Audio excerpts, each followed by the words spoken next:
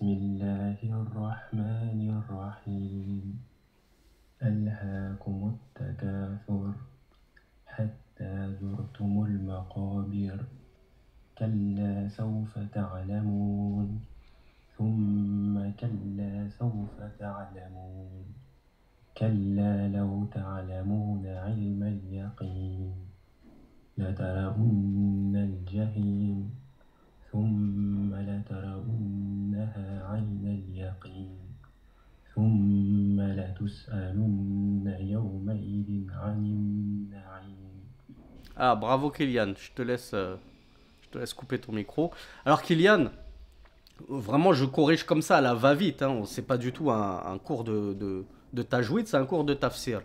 Mais entre le ha et le ha, il y a de grandes similitudes sur ta langue. Donc il faut que toi, tu t'entraînes à mieux sortir le ha et le ha. On, on en a déjà parlé la semaine dernière. Nous, les Français, les francophones, ces deux lettres n'existent pas dans notre langue. Donc c'est pour ça qu'on a du mal à les sortir au départ.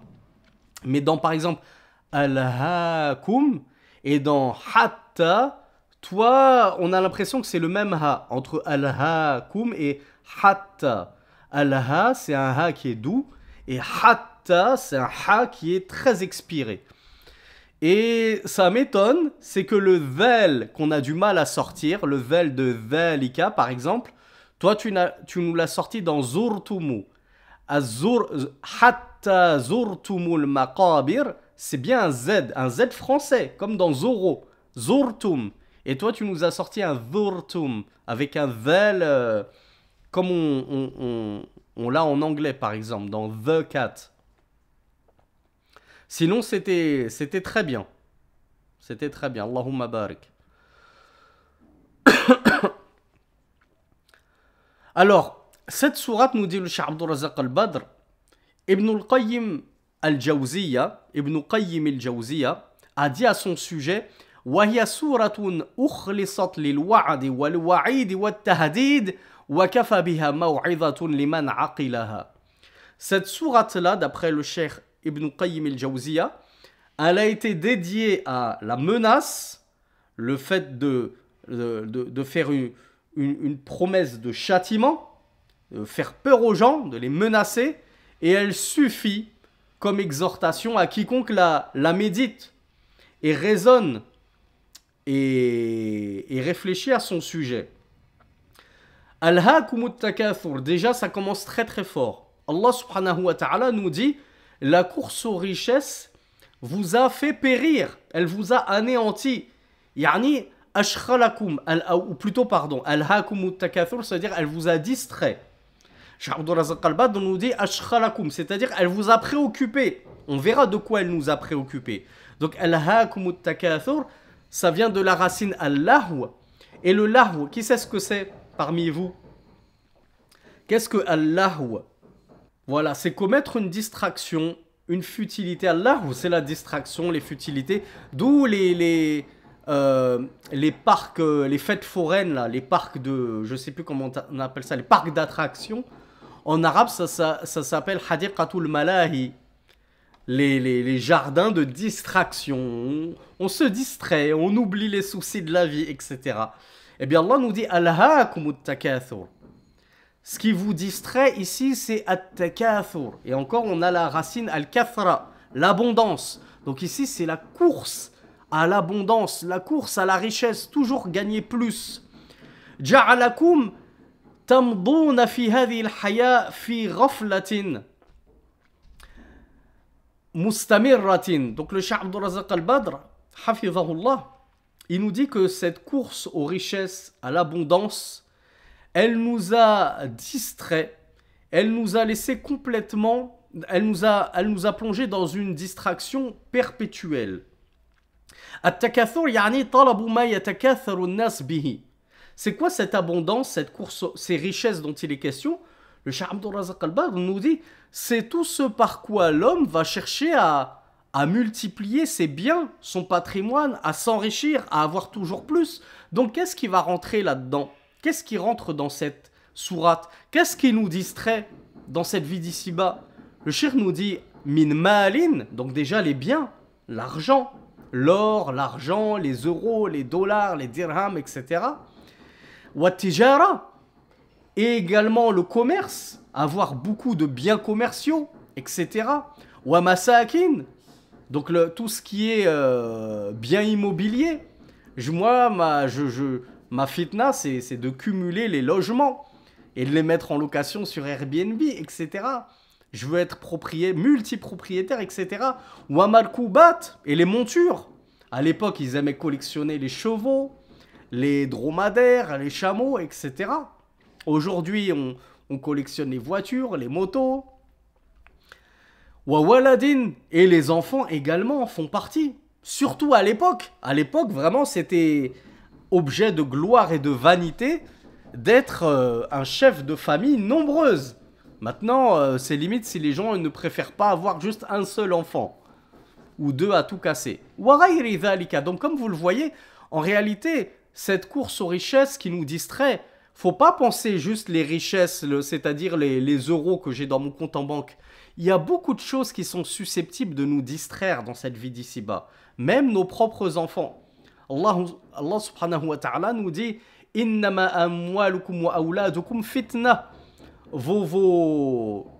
j'ai un trou. Innama azwajukum, pardon. Innama azwajukum wa awladukum fitna. Vos épouses et vos enfants ne sont qu'une fitna. Ce n'est qu'une tentation pour vous. Subhanallah. Donc, parmi ce qui peut nous tenter dans ce bas monde et nous distraire, on va voir nous distraire de quoi? Eh bien, figurent nos enfants, notre progéniture. Et bien sûr, pareil, nos montures, les voitures, les belles motos, etc.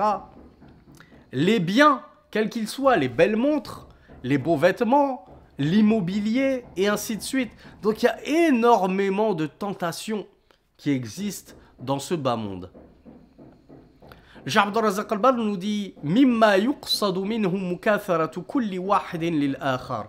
Tout ce qui va être objet de convoitise à tes yeux, au point que tu cherches à avoir plus que ton voisin ou plus qu'un autre, ça va rentrer là-dedans. Si toi, tu as envie d'avoir plus de sacs à main que ta copine, que ta voisine, tu vas rentrer là-dedans. Ça va faire partie des choses qui vont t'amener à ta perte. Dès que tu veux avoir plus que l'autre, ça va te distraire et ça va te détourner.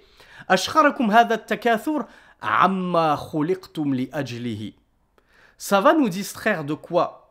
Ça va nous distraire de ce pourquoi nous avons été créés. Et pourquoi nous avons été créés? Qui nous le rappelle? Sarah a la bonne réponse. Qui d'autre que Sarah le sait?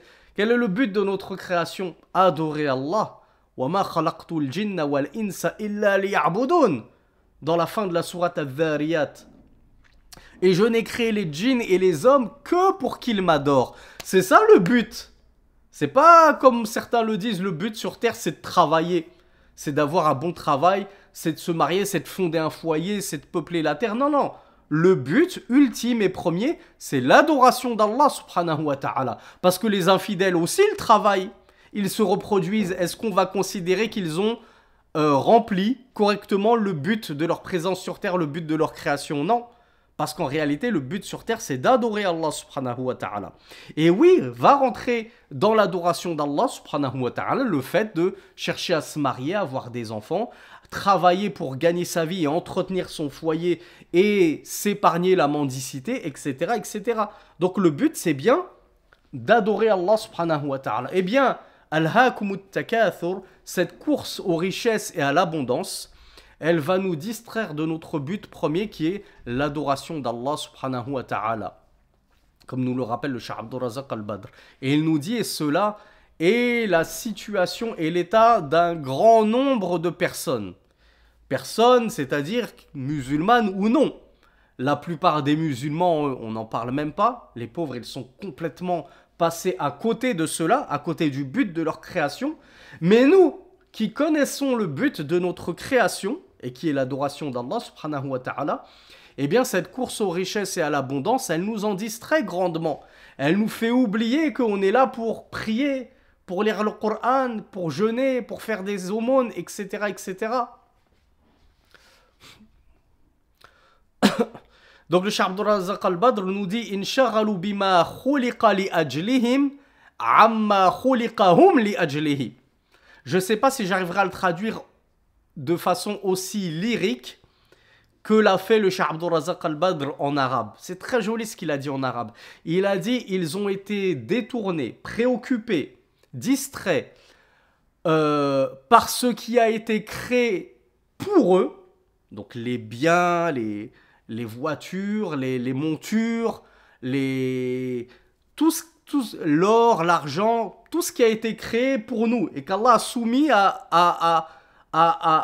et qu'Allah nous a soumis pour qu'on puisse l'utiliser à bon escient. On s'est préoccupé par ce qui a été créé pour nous au détriment de ce pourquoi nous avons été créés. C'est-à-dire l'adoration d'Allah subhanahu wa ta'ala. Et on parlait la semaine dernière de l'ingratitude.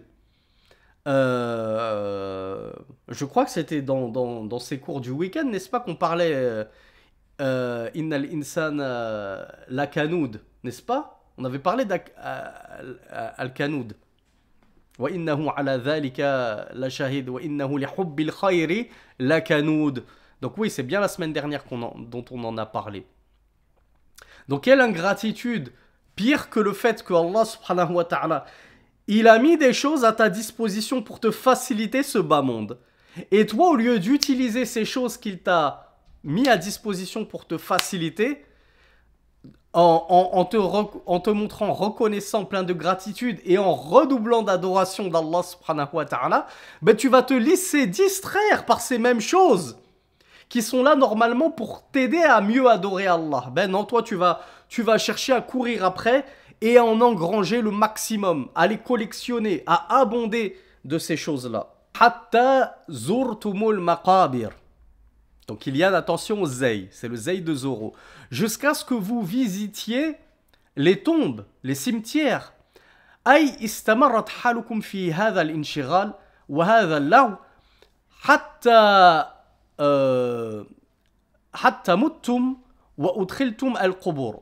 Donc jusqu'à ce que vous visitiez les cimetières, qu'est-ce que ça veut dire?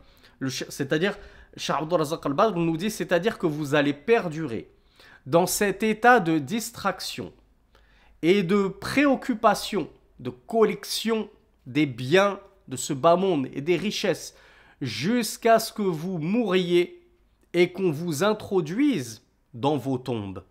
C'est-à-dire qu'on va être distrait par ce bas monde jusqu'à la fin, jusqu'à notre mort, jusqu'à notre dernier souffle. Et encore une fois, le Cheikh Abdul Razak al-Badr nous dit, et c'est effectivement la situation d'un grand nombre de personnes dont nous avons déjà parlé d'ailleurs la semaine dernière. Ils sont déjà multimillionnaires et entre le moment où nous avions parlé d'Elon Musk la semaine dernière, si vous vous souvenez, où il était à 300 milliards, c'est bien ça? Maintenant, il est passé à 1000 milliards. Allahu Akbar, ça ne s'arrête jamais. La course aux richesses ne s'arrête jamais. Après, pour la petite histoire, hein, parce que ça, c'est de la poudre aux yeux. Parce qu'en réalité, il a 1000 milliards, il a 300 milliards. Les 90%, si ce n'est les 95% de leur fortune, c'est que des actions boursières. Et comme vous le savez, la bourse, ça peut s'écrouler en un instant. Pensez à vos anciens cours d'histoire, géo, le krach boursier de 1929 aux États-Unis. Et surtout, le problème, c'est que un multimillionnaire, un multimilliardaire, il ne peut pas revendre comme ça ses actions boursières aussi facilement. Imaginez Elon Musk qui décide de revendre ses 1000 milliards. Ça veut dire qu'il va mettre en vente 1000 milliards d'actions. Tesla et je ne sais pas quoi. Qu'est-ce qui va se passer quand les 80% d'actions Tesla vont être mises en vente comme ça, mais le cours de l'action, il va chuter? Donc les gens ne seront plus intéressés par cette action. Hein. Et donc du coup, si son cours il chute, ben, les 1000 milliards ils vont se transformer en 1 milliard peut-être, ou pire encore. Donc ça vraiment, il a 1000 milliards, il a 300 milliards, c'est juste de la poudre aux yeux. En réalité, s'ils demandaient à ce qu'on leur donne en pièces d'or l'équivalent de ce qu'ils ont en actions boursières, personne ne pourrait leur apporter 1 tonne d'or. Allez à la banque et dites, j'ai 20 000 euros sur mon compte bancaire, je veux que vous me donniez ce que ça représente en or. Ben, la banque va vous chasser. Elle va vous dire, mais on n'a pas. On n'a pas assez de lingots d'or pour rembourser tous ceux qui ont de l'argent chez nous. Bref, on ne va pas s'éloigner plus que cela. Jusqu'à ce que vous ayez donc visité les tombes, فَتَجِدُ الْوَاحِدْ مِنْهُمْ فِي لَهْثٍ وَرَاءَ هَذَا التَّكَاثُرْ حَتَّى يَمُوتْ وَمِنْ ثَمَّ يُدْرَجُ فِي قَبْرِهِ وَسُمِّيَ هَذَا الدُّخُولِ لِلْقُبُورِ زِيَارَةً. Alors, le Cheikh Abdul Razak Al-Badr nous dit, on va donc perdurer dans cette insouciance en courant derrière ces richesses-là jusqu'à ce qu'on nous introduise dans la tombe. Mais Allah Azza wa Jal, il n'a pas dit « Hatta udkhiltumul maqabir ». Il n'a pas dit jusqu'à ce qu'on vous fasse rentrer dans les tombes. Il a dit « Zurtum », jusqu'à ce qu'on visite les tombes. Là, on est en visite, là, mais on est mort ou on est vivant, ou juste si on visite les tombes, mes frères et sœurs? Qui visite les tombes? Ce sont les vivants ou ce sont les morts? Alors, bravo Bakari, bravo Amina, bravo Nour ala Nour. En réalité, ce sont les deux. Les vivants, bien sûr, font la visite des tombes, mais en réalité, même mort, on ne fait que visiter la tombe. Parce qu'en réalité, la tombe, c'est le barzakh, c'est le monde du barzakh, c'est un entre-deux-mondes. C'est entre le monde de cet ici-bas et le monde de l'au-delà. Pourquoi? Parce que la tombe, on ne va y rester que temporairement. Et d'ailleurs, à l'échelle du mort, Allah Azza wa Jal nous dit « Illa duhaha » ou illa ashiyatan aw duhaha. On va avoir l'impression de n'être resté dans notre tombe que, et même sur terre d'ailleurs, ce qui comprend notre vie sur terre et la tombe, on va avoir l'impression d'avoir passé sur terre ou sous terre que l'espace d'une soirée ou l'espace d'une matinée, tellement ça va passer vite. Et ensuite la résurrection va se lever sur nous.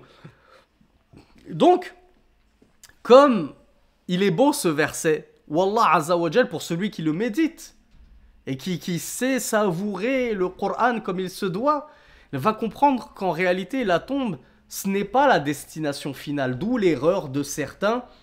Il a rejoint sa dernière demeure. Pour eux, après la tombe, il n'y a plus d'autre demeure. Alors qu'en réalité, cette demeure de la tombe, elle est peut-être tout aussi éphémère que ta demeure actuelle sur terre. Tu vas très bientôt la quitter, très prochainement, pour rejoindre par contre ta vraie demeure, éternelle, soit le paradis, soit l'enfer. Sauf encore une fois, si tu fais partie des croyants désobéissants, on va pas se répéter à chaque fois. Donc en réalité, la tombe, c'est plus une visite, comme quand je vais visiter mes parents. Est-ce que je reste 1 mois, 2 mois, 3 ans? Non, quand je vais visiter mes parents, j'y vais pour boire le thé et je rentre chez moi. Pareil. Quand je vais mourir, je vais seulement visiter la tombe.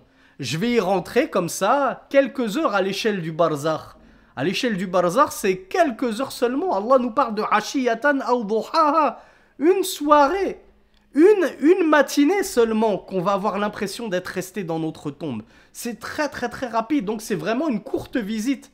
Et après hop, la terre, comme on l'a vu la semaine dernière, elle va me recracher. Et là, par contre, je vais rendre des comptes à Allah subhanahu wa ta'ala et ensuite je pourrai être introduit dans ma demeure éternelle et finale. Là oui, ce sera ma destination finale. Kalla sawfa ta'lamun. Non, c'est-à-dire non, certes. Kalla, il y a une notion de... D'ailleurs, je remercie la personne la semaine dernière qui m'avait parlé de... quand on disait le mot technique pour accentuer, il y a une personne qui m'avait parlé d'emphase. Et effectivement, je pense que le mot le plus rhétorique et lyrique pour parler d'accentuation, d'affirmation, c'est l'emphase, en termes de figure stylistique et de rhétorique. Donc ici, il y a une emphase. Kalla, c'est pour appuyer. Certes, non. Vous allez bientôt savoir. Kalla hadha zajrun an hadhihi al-hal wa hadhihi as-sifa. Ay laysa al-amru kama antum munshagilin bihi min takathurin wa ghaflatin. سوف تعلمون أي إذا أدخلتم القبور ورأيتم عاقبة العمل حسنه وسيئه. Donc, quand Allah nous dit non, qu'est-ce qu'il est en train de nier ici? Cheikh Abdul Razak Al-Badr, il nous dit Allah ici, il est en train de blâmer ceux qui sont caractérisé par cette caractéristique, c'est-à-dire la distraction absolue par les biens de ce bas monde et la course aux richesses.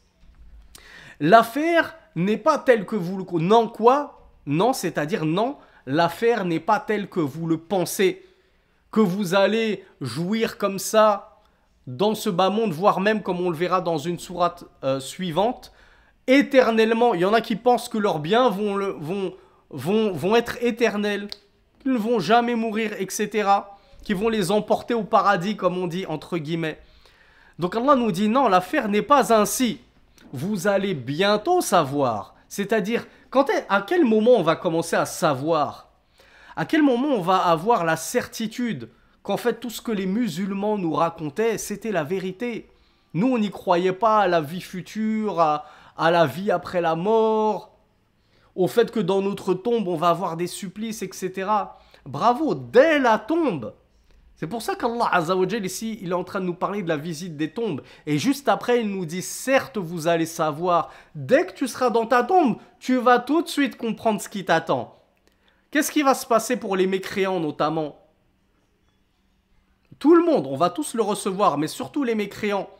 On va recevoir la visite de 2 anges. Et les mécréants, eux, ils vont se faire rudement molester par ces 2 anges, qui vont les frapper avec des battes en métal, des barres en métal, au point qu'ils vont tellement hurler de douleur que Rasulullah sallallahu alayhi wa sallam nous dit il n'y a pas une créature d'Allah aux alentours qui entend ce cri de douleur, si ce n'est les hommes et les djinns. Eux ne les entendent pas. Donc dès la tombe, vous allez savoir, on va comprendre que c'était vrai tout ce dont Allah Azza wa Jal nous menaçait dans le Coran. Thumma kalla sawfa ta'lamun. Puis, certes non, vous allez bientôt savoir. Allah répète encore une fois, pour insister, pour emphaser ce qu'il est en train de nous expliquer, que sa menace est réelle. C'est pas un jeu, c'est pas des fables, comme le prétendaient les infidèles. Certes non, si vous saviez de sciences sûres, de sciences certaines, c'est-à-dire si vous aviez la certitude de ce moment-là, parce que ce moment-là, on aura la certitude. Mais si maintenant on avait la même certitude, on ne courrait pas après toutes ces richesses. Nous, on prétend être croyants, musulmans, donc on prétend croire en la vie future, n'est-ce pas? Mais comment ça se fait qu'on agit en totale opposition avec cette croyance? Sur nos langues, on a l'impression d'avoir la certitude de la vie future. Mais dans nos actes, est-ce que nos actes traduisent cette certitude de la vie future? Pour une grande partie d'entre nous, non. Même nous, les musulmans, on est là à courir après la collection des biens, à essayer, il faut que je me fasse un max d'argent, il faut que j'essaye d'atteindre les 10 000 euros par mois, etc. Faut que j'ai toujours plus d'appartements au bled, faut que j'ai les plus belles voitures, les plus beaux vêtements, les plus beaux sacs à main, les plus beaux talons, les plus beaux bijoux. Mais elle est où cette certitude dont on parlait? Qu'on est certain qu'on va avoir un compte à rendre. C'est ton sac à main Gucci qui va t'aider à passer ton compte plus facilement.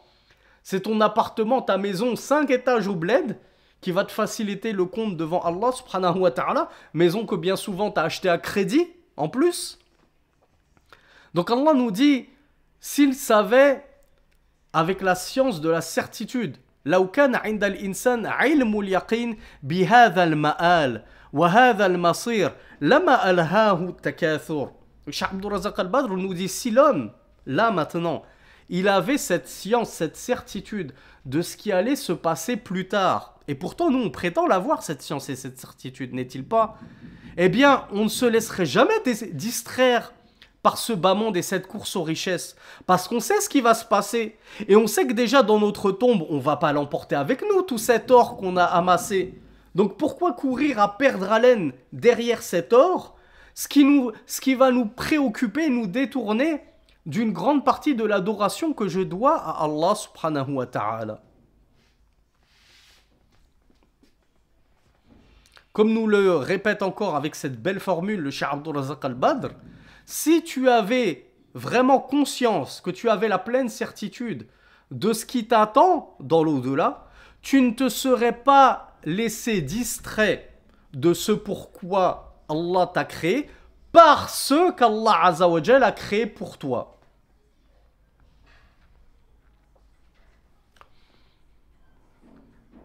La tarawunna al-jahim. Ici, on a le lam. Qui se souvient comment il s'appelle ce lam? La tarawunna al-jahim. C'est le lam de l'emphase. Comment il s'appelle en arabe déjà? Bravo Nour. Bravo Amina. Lam ou ta'kid ou at-tawkid. Les deux louras sont bonnes. Donc c'est le lam emphatique pour emphaser. Donc Allah Azza wa Jal, il est vraiment dans des menaces qu'il est en train de confirmer, d'appuyer, d'accentuer. Et en plus, il y a le noun at-tawkid également. Le lam au début du verbe, taraou. Vous allez voir taraou. Ici, normalement, c'est taraouna. On ne va pas faire de verbe de cours de sarf et de sémantique arabe. Il y a deux emphases ici, le lam au début et le noun final qui porte une shadda. Parce qu'il a doublé le noun, parce que le dernier noun, c'est noun ou tawkid. Donc Allah a accentué à deux reprises. La tarawun al-jahim. Vous allez certes, assurément, immanquablement, voir al-jahim, la GN, qui est l'enfer. Aïe, la taridun al-qiyamah. فَلَتَرَوُنَّ الْجَحِيمَ الَّتِي أَعَدَّهَا اللَّهُ لِلْكَافِرِينَ. Alors qui va voir l'enfer? Ben, les mécréants, les croyants, qui va la voir cet enfer? Effectivement, Bakary, tout le monde. Parce qu'en fait, on va tous passer par l'enfer. Qu'est-ce que ça veut dire on va tous passer par l'enfer? Il y a un verset qui nous dit ça. Tous sont amenés à passer par l'enfer. Bravo Bakary, bravo Dhun Nourayn, bravo Abdel Wahhab. C'est le Sirat, le fameux pont. Ce pont aussi fin qu'un cheveu, aussi tranchant qu'un sabre, il est dressé au-dessus de l'enfer. Donc en réalité, on va tous passer par l'enfer. On va la voir, l'enfer. Mais il y a un autre moment où on va voir l'enfer, mais pas de manière générale. Là, ça va être juste les infidèles. On va leur présenter l'enfer. Alors oui, bravo Dhun Nourayn, dans la tombe, ils vont voir leur place en enfer. Et les fidèles également. Le messager d'Allah nous a dit, sallallahu alayhi wa sallam, que dans la tombe, on va nous montrer notre place qui nous aurait été destinée en enfer si on n'avait pas cru. Et on va nous dire, regarde, Allah te l'a changé en une place au paradis. Et on va voir notre place au paradis. Donc il y a plusieurs moments où on va voir l'enfer. Et là, le Cheikh Abdul Razak al-Badr nous parle d'un moment terrible au jour dernier, Yawm al-Qiyamah, le jour de la résurrection. Il nous dit que les mécréants, ils vont voir cet enfer dans lequel ils vont baigner et plonger. Il nous dit, wal jahim wa hiya an-nar, donc la GN, c'est le feu de l'enfer. C'est ce qui est voulu par GN. Yu'ta biha yawm al-Qiyamah ila ard al-mahshar. L'enfer, on va l'apporter au jour dernier sur cette place de rassemblement sur laquelle nous nous tiendrons tous. Kama fil hadith, yu'ta bi jahannama yawma idhin laha sab'una alfa zimam ma'a kulli zimamin sab'una alfa malakin yajurrunaha fayu'ayinunaha أو فيعاينها الناس ويشاهدونها. Dans un hadith authentique rapporté par Muslim dans son authentique sous le numéro 2842, Rasulullah sallallahu alayhi wa sallam nous dit on fera venir ce jour-là, c'est-à-dire le jour de la rétribution. On fera venir ce jour-là la GN, donc l'enfer, avec 70 000 chaînes. Sur chaque chaîne, où tirera chaque chaîne, 70 000 anges. Et ils la traîneront ainsi pour l'apporter au jour dernier sur cette place sur laquelle on se tiendra tous. Et alors là, Les gens vont la voir, l'enfer, et notamment les infidèles. Allah Azza wa Jal, ça c'est déjà un châtiment pour eux. Le simple, imaginez, qu'Allah vous préserve mes frères, mes sœurs. Vous allez dire, Samy, t'as trop regardé de films d'horreur. Imaginez, t'es la nuit dans un parking. Tu veux rentrer dans ta voiture, t'es dans un parking, il fait sombre et tout, il n'y a pas beaucoup de lumière. Et tu vois un gars avec un masque comme ça, une tronçonneuse comme ça qui avance vers toi. N'est-il pas que déjà, déjà t'es en pleine souffrance là. Là t'es au bout de ta vie, t'es déjà en train de souffrir. Il t'a même pas encore tranché la tête ou le bras ou je sais pas quoi. T'es en pleine souffrance. Parce que voir un châtiment auquel tu es promis assurément, tu sais que tu vas pas y échapper, il n'y a aucun échappatoire. C'est déjà une souffrance en soi. D'où le fait que les sadiques, ils aiment bien montrer le châtiment qu'ils vont faire à leurs victimes avant même de les torturer. Parce qu'ils savent que la torture psychologique, elle est limite encore pire que la torture physique. Donc là, c'est déjà encore une source de torture de la part d'Allah subhanahu wa ta'ala envers les infidèles. Il va leur montrer, ils vont le voir de leurs propres yeux, l'enfer qui les attend et dans lequel ils vont plonger, ils vont être tourmentés. Donc regardez, déjà les tourments, ils commencent dès la tombe. Dès la tombe, ils vont avoir la certitude. Ce que nous disaient les musulmans, c'était vrai du début à la fin. On n'a jamais cru, on s'est raillé d'eux, etc. Au jour dernier, ils vont voir l'enfer. La certitude sera totale et complète. Et alors quand ils vont plonger en enfer, on demande à Allah Azza wa Jal qu'il nous épargne de faire partie de ces gens-là. Donc l'enfer sera amené, elle sera tirée par des anges, elle sera tirée par le biais de 70 000 chaînes, et chaque chaîne sera tirée par 70 000 anges.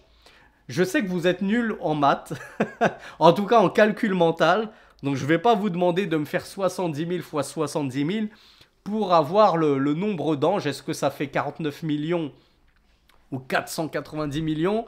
Il y a Von Nourain qui me dit 4 milliards 900 millions. 4 milliards 900 000 de ce qu'il m'a écrit. En tout cas, ça fait... Vous imaginez un petit peu le nombre d'anges qu'il y aura pour traîner l'enfer. Donc Allah nous avait dit, assurément, vous allez la voir, l'enfer. Encore une fois, il répète cela. Il accentue cela. Puis assurément, vous allez la voir, c'est-à-dire l'enfer, avec l'œil de la certitude. Vous n'allez plus douter à ce moment-là. Plus personne ne va douter en se disant c'est un mirage, nos yeux ont été ensorcelés. Non, là, ça y est, tu auras la certitude que tu vas morfler, que tu vas goûter. Ce jour-là, comme on l'a vu, ce sera le jour de la résurrection. Le jour où les gens se tiendront devant Allah subhanahu wa ta'ala.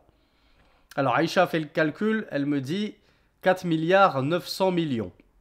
Vous imaginez quasiment 5 milliards d'anges, Allahu Akbar. Imaginez que là on est 8 milliards d'êtres humains sur Terre. Allez, plus de la moitié de ce que nous représentons actuellement, imaginez qu'on soit tous des anges qui va tirer comme ça l'enfer au jour dernier. Imaginez un petit peu l'immensité de l'enfer. Et le dernier verset, ce dernier verset qui fait directement écho au premier verset nous rappelle le Cheikh Abdul Razak al-Badr. Puis, assurément, encore une fois, il y a deux emphases, le lam et le nun du tawkid, de l'accentuation. Puis, assurément, vous allez être questionné ce jour-là sur les bienfaits, au sujet des faveurs et des grâces. C'est-à-dire, vous allez être questionné ce jour-là, Yawm al-Qiyamah. Au jour dernier, le jour de la rétribution, on va être questionné sur les faveurs, les bienfaits. Cheikh Abdul Razak al-Badr nous dit Yas'alukumullahu tabaraka wa ta'ala yawm al-qiyamah 'anil na'im alladhi ataakum fid dunya. Allah Azza wa Jalla, il va vous interroger, vous questionner sur ces faveurs et ces bienfaits qu'il vous avait donnés et prodigués dans cette dunya, dans ce bas monde. Wa yadkhulu fi dhalika ni'matul mal wa ni'matus sihha ونعمة الولد ونعمة المركب ونعمة المسكن حتى الماء البارد يسأل عنه العبد يوم القيامة. Je ne vais pas vous interroger parce que par souci de concision on va essayer de gagner du temps. Les bienfaits, vous le savez tous, ils sont très nombreux. Le Cheikh Abdul Razak Al-Badr nous dit rentre dans ce verset, c'est-à-dire rentre dans les bienfaits dont Allah Azza wa Jal fait, auquel Allah Azza wa Jal fait allusion dans ce verset, tout ce qu'il nous a donné de faveur et de grâce dans ce bas monde, c'est-à-dire les biens. C'est la première chose auquel on pense quand on parle de bienfaits. On dit Allah il m'a donné beaucoup d'argent, je suis riche, quel bienfait. Mais c'est pas le seul bienfait dont Allah t'a comblé. Il nous dit le bienfait de la santé. Il y a un dicton arabe incroyable. Je ne sais pas si on a l'équivalent en français, qui dit, mais je sais que vous êtes très fort en dicton, donc vous m'apporterez tous les dictons qui ressemblent à celui-là. Il dit as-sihhatu tajun ala ru'usi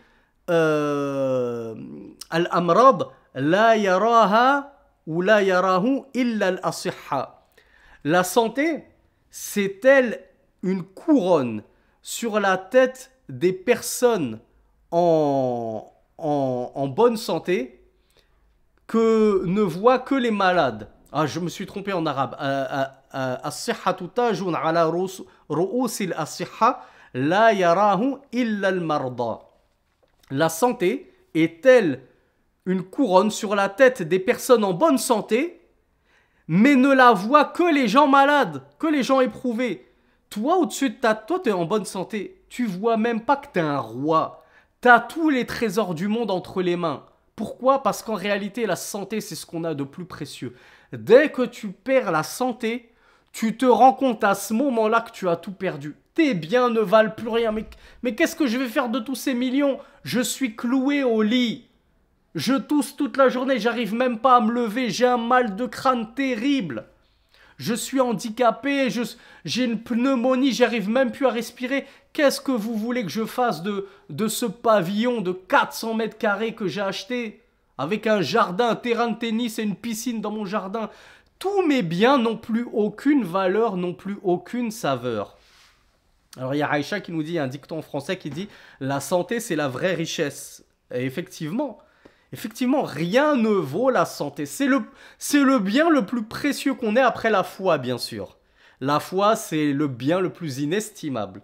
Donc Allah Azza wa Jal, il nous a fait le bienfait de nous toucher de sa grâce et de nous avoir accordé la foi en lui. C'est un bienfait que ne connaîtront jamais les infidèles. Ensuite, il nous a donné la santé, qui est le bien le plus précieux après la foi. Puis, il nous a donné des biens, effectivement des richesses. On ne dit pas que les richesses, ce ne sont pas des biens précieux. Ça aide toujours. Hein, on dit toujours l'argent ne fait pas le bonheur. Mais moi, je suis d'accord avec ceux qui rajoutent, mais il y contribue.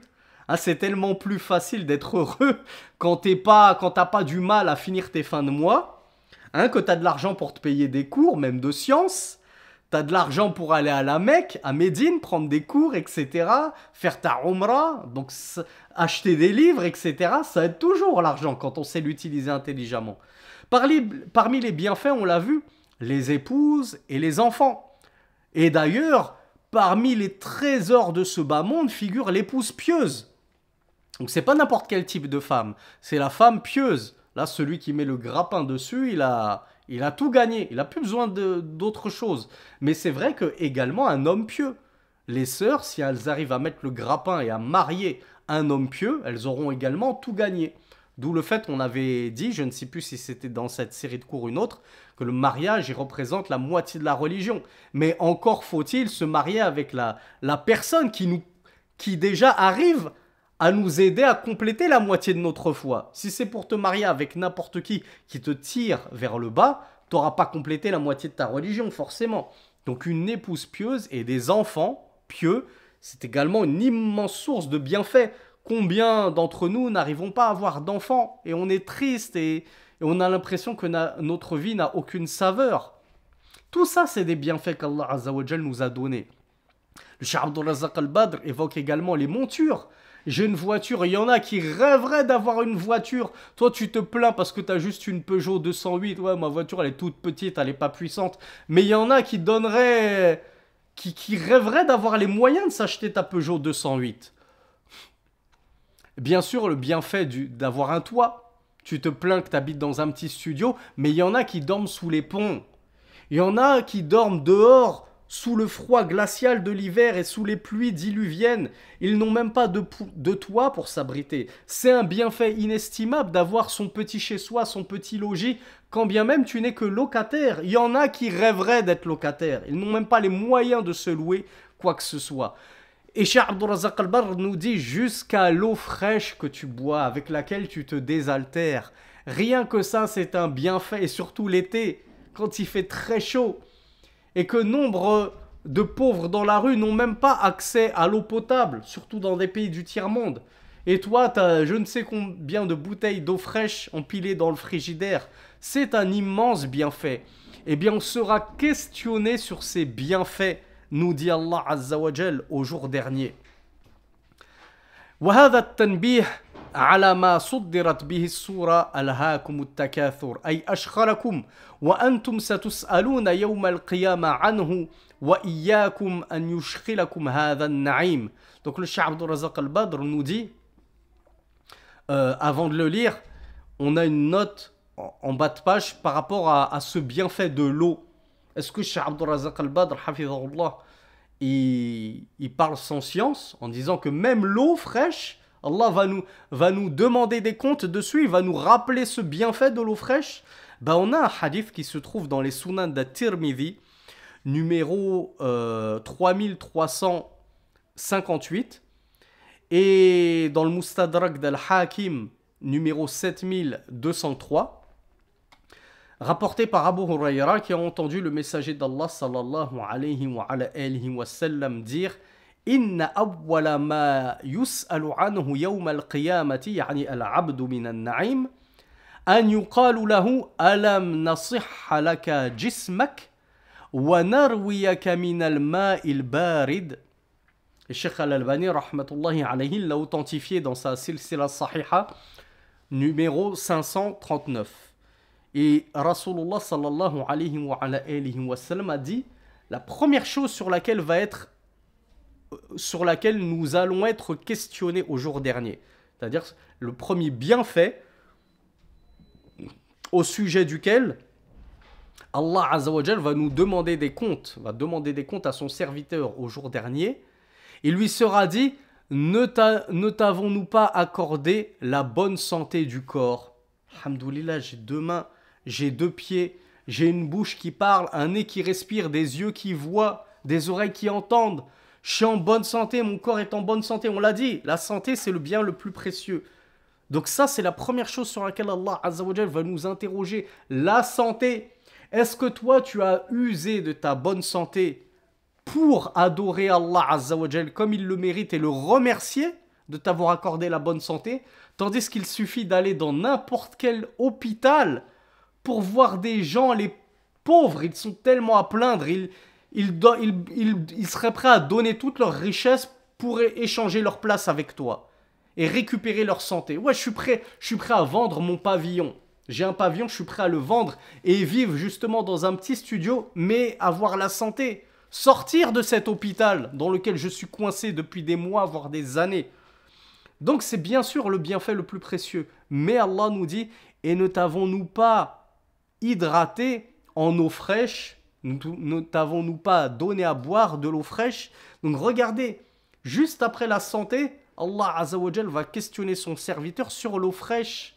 Et mettez-vous en plus à la place des Arabes dans le désert d'Arabie, à la Mecque, à Médine, sous des chaleurs qui dépassaient facilement les 50, quasiment tout au long de l'année. L'eau fraîche, c'était un trésor. Donc ça fait partie des bienfaits, effectivement, dont Allah Azza wa Jal nous a comblés. Et donc le Cheikh Abdurrazzaq Al-Badr nous disait, ce dernier verset, puis certes vous serez assurément ce jour-là questionné sur les bienfaits, il nous dit ce verset-là fait écho à ce par quoi il a débuté sa sourate. Alahakumut takathur. La course aux richesses vous a distrait. Tous ces bienfaits après lesquels tu cours, au lieu de les utiliser pour te montrer reconnaissant et devenir un adorateur d'Allah, un bon croyant, eux, ils t'ont distrait d'Allah. Ils t'ont éloigné de la religion au lieu justement de t'en rapprocher. Cheikh Abdurrazzaq Al-Badr, sa parole, elle est tellement belle qu'il nous l'a répétée 3 fois et il a bien fait. Donc il conclut son exégèse de cette sourate en nous disant « Je vous mets en garde contre le fait de vous laisser détourner, distraire par ceux qu'Allah Azza wa Jal a créés pour vous, pour votre service, pour votre utilité, au détriment de... » Donc ce par quoi je vous mets en garde contre le fait de vous détourner par ceux qu'Allah a créés pour vous, au détriment de ce pourquoi vous avez été créés. On a été créés pour l'adoration d'Allah subhanahu wa ta'ala.